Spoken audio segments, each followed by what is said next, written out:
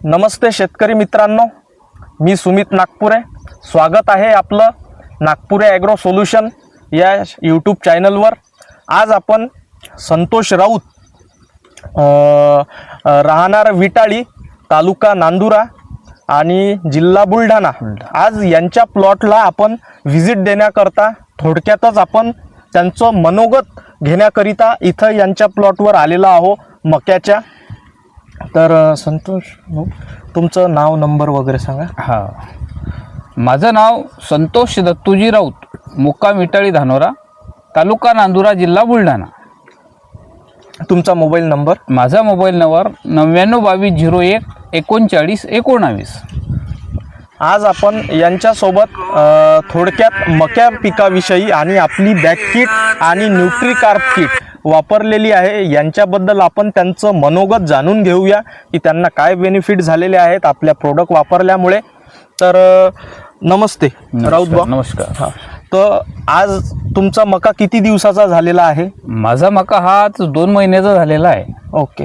तर आणि आता ही जी बॅक किट आहे, बॅक किट तुम्ही सुरुवातीला सोडलेली आहे. हो. तर सुरुवातीला किती दिवस झालेले आहेत आपल्याला बॅक किट सोडून? हा, माझा मका 1.5 महिन्याचा झाला होता. त्याची वाढ नव्हती, त्याची क्वालिटी नव्हती, एकदम पिवळा पडून गेला होता आणि त्याला ग्रोथही नव्हती पाहिजे एवढी. मग आम्ही हे किट सोडलं, साहेबाच्या म्हणण्याप्रमाणे हे किट सोडलं आम्ही. 15 दिवस झाले, 15 दिवसापासून. आणि त्याचा म्हणजे एकदम अशी बघा तुम्ही ग्रीनरी आली एकदम, त्याला वाढ पण त्याची भरपूर झालेली आहे आणि क्वालिटी एकदम जबरदस्त झाली आहे. म्हणजे एकदम तो एक टोंग्याच्या खालीच होता. म्हणजे तुम्हाला त्याच्यामध्ये ही सोडल्यानंतर किती दिवसानंतर तुम्हाला त्याचे बेनिफिट्स दिसायला लागले? जवळपास एक 5-6 दिवसानंतरच लगेच दिसायला सुरुवात झाली. ओके. आधी खूप पिवळा पडलेला होता तुमचा आणि वाढ वगैरे वाढही नव्हती त्याला. 1.5 महिन्याच्या झाली त्यानं, जवळपास एका 1.25 फुटाच्या वर त्याची वाढच झाली नव्हती. आणि त्याची म्हणजे पिवळा पडून गेला होता, तांबळा झाला होता तो. ओके. मग ते सोडल्यानंतर तुम्हाला काय काय समजा आणखी त्याच्यामध्ये फरक दिसायला लागले? फरक म्हणजे त्याची वाढ एकदम जबरदस्त झाली, पानाची रुंदी पण क्वालिटी एकदम जबरदस्त झाली त्याची. ओके. हा. आणि ग्रीनरी वगैरे कशी वाटत आहे? जसं पिवळा पडलेला होता ना, एकदम पिवळा होता तो एकदम. त्याचा आता काळा रंग आला त्याला आणि त्याची पाहिजे तशी वाढ जबरदस्त झाली. असे बेनिफिट तुम्हाला झाले. आणि त्याच्यामध्ये मायकोरायझा आणि बॅसिप्लस पण असल्यामुळे तुम्हाला खाली काय बेनिफिट वाटले? कारण की त्या जमिनीतली बुरशी होती, त्याला ते बुरशी कंट्रोल केली त्यानं. आणि खाली जे म्हणजे जमिनीतलं समजा बुरशी कमी झाली त्याच्यातून आणि पांढऱ्या मुळाची वाढ झाली त्याची. म्हणजे याच्यामध्ये मायकोरायझा सुद्धा आहे या किट मध्ये आणि बॅसिलस नावाचा बॅक्टेरिया आहे, जेणेकरून तो जेवढ्याही प्रकारच्या आपल्या जमिनीमध्ये बुरशा असतात त्या पूर्णतः स्टॉप करते.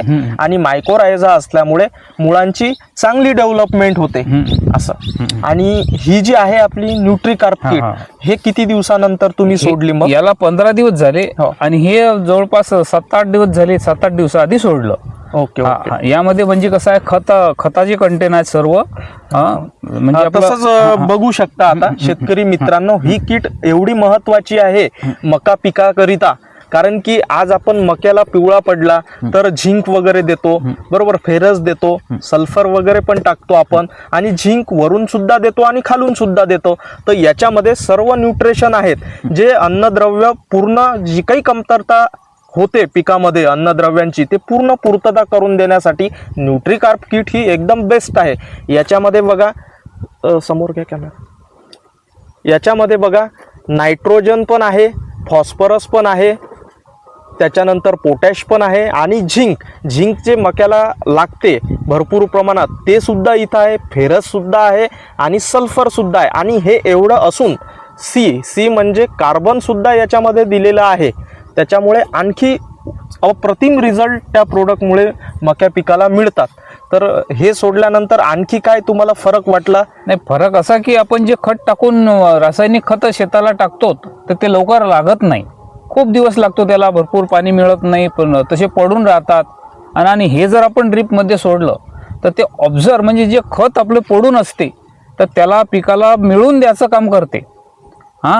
असा विषय. म्हणजे याच्यामध्ये ह्या ज्या दिलेल्या आहेत ह्या बॅक्टेरिया आहेत, बरोबर. आपण बरेचसे खतं टाकतो, शेतकरी हजारो रुपये खतांमध्ये खर्च करतात आणि बऱ्यापैकी काय होते 30 ते 40% आपल्या पिकाला ते उपलब्ध होतात. तुमच्याकडे 50 ते 60% खतं तुमच्या जमिनीमध्ये तसेच पडलेले राहतात.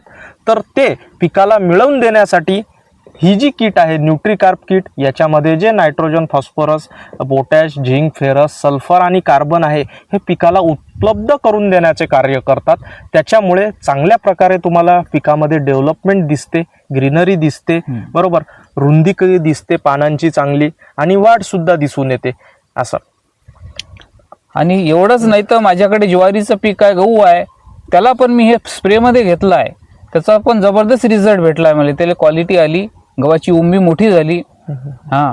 आणि तुम्ही आता एवढे सारे पिकं करत असता तर तुम्ही कॉटनला सुद्धा वापरलेला आहे. हो. तर तो कॉटन मध्ये काय चेंजेस तुम्हाला हो, मिळाले याच्यामधून? ज्वारीसाठी पण मी वापरलं. तर ज्वारीमध्ये तूर होती आणि कॉटन पिकाला? कपाशीसाठी वापरलं. कपाशीला पण सोडलं मी. तर कपाशीचंही अशीच ग्रीनरी, तिची वाढ पाहिजे तशी झाली.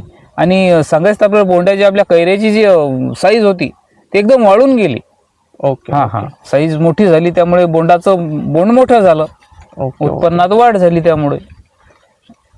चला, मग बाकी शेतकऱ्यांना तुम्ही काय सांगू इच्छिता? बस म्हणजे- हेच सांगेल की बा, सर्वात जर तुम्हाला घ्यायचं असलं, एक वेळ थोडं रासायनिक खत कमी टाकलं तर चालेल. जास्त खर्च केल्यापेक्षा हे कमी खर्चामध्ये आपल्याला जास्त याचा उपयोग होईल आणि उत्पन्नात भरपूर वाढ होईल. म्हणून शेतकऱ्यांनो, हे माझा स्वतःचा अनुभव आहे. मी 2-3 वर्षापासून याचा उपयोग घेऊन राहिलो आहे. तर माझ्या उत्पन्नात दुप्पट वाढ झालेली आहे. ओके, हा. चालते. बाकी शेतकऱ्यांनी सुद्धा हे हे- प्रोडक्ट वापरावे.